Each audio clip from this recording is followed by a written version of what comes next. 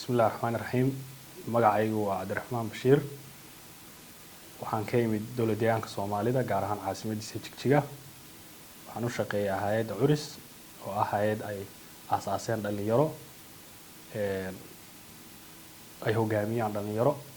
kana shaqeysa arrimaha dhalinyarada waxaa la aasaasay 2016 muddadaas 8 sano hay'addu waxay ka shaqeysaa arrimaha dhalinyarada barnaamijyo badan ayay ugu soo qabatay dhalinyarada si isxilqaana sidoo kale waxay leedahay bahwadaag yani international iyo kuwa national oo ay kala iska kaashadaan shaqooyinkaas ay u qabato dhalinyarta si gaar ah waxaan ka shaqeeyaa mashruuca Youth Action for Skills oo ah mashruucan bahwadaag ku nahay hay'adda awda ayna faandigareysa DF mashruucaas waxaan ka ahay youth expert ilaa 2021 sidoo kale waxaan mas'uuliyadda guud ka ahay qaybta ay fuliso naadiga Curis muddadaas aan ka shaqeynaynay waxaan qabanaa barnaamijyo kala duwan ayaan dhalinyarta u qabanaa oo ay ugu horeeyaan in aan u sameeyno dhalinyarta space ay ku soo bandhigaan hibooyinkooda iyo xirfadahooda oo ah qaab yani tartan taas oo markaa qofkii dhalinyarada ahaa ee kaalmaha hore galay la abaal mariyo loona aqoonsado hibooyinkooda iyo xirfadahooda kadibna ay hibooyinkaas iyo xirfadahaas ay nolol ka sameeyaan oo ay dhaqaale ka sameeyaan ilaa muddadaas waxaan soo qabanay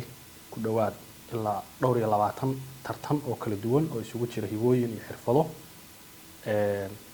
kadib dhalinyartii guuleystay ay maaragtay hibooyinkii iyo xirfadihii ay maanta ay ka faa'iideysteen oo lacag u bedesheen oo maaragtay ay nolol ka sameeyaan sidoo kale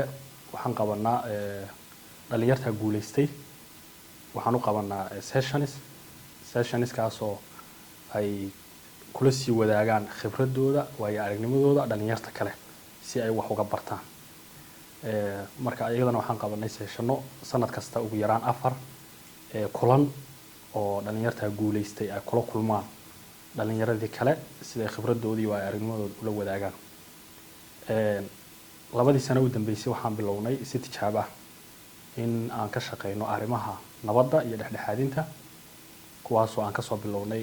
xagga basic ah oo dhalinyarta in aan barno xirfadaha muhiimka ah nabadda iyo doorka ay ku leeyihiin waxaan qabanaa kulamo aan isugu keenayno bahwadaagta nabadda oo ay ku jiraan maaragtay dadka odayaal dhaqameedka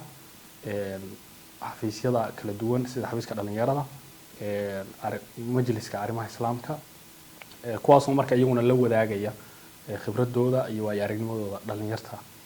kala duwan dhalinyaraduna ay fursad u helayaan inay ku weydiiyaan su'aalo si ay wax uga bartaan dhankooda waxaa kaloo barnaamijyadaas ku casuunaa jaamacadaha oo iyaguna sameeya maaragtay daraasaadada ay sameeyaan iyo aqoonta la xiriidha iyo xirfadaha muhiimka ee nabad dhiska iyo dhexdhexaadinta iyo sida looga hortagi karayo khilaafaadku inay dhacaan dhalinyarta iyaguna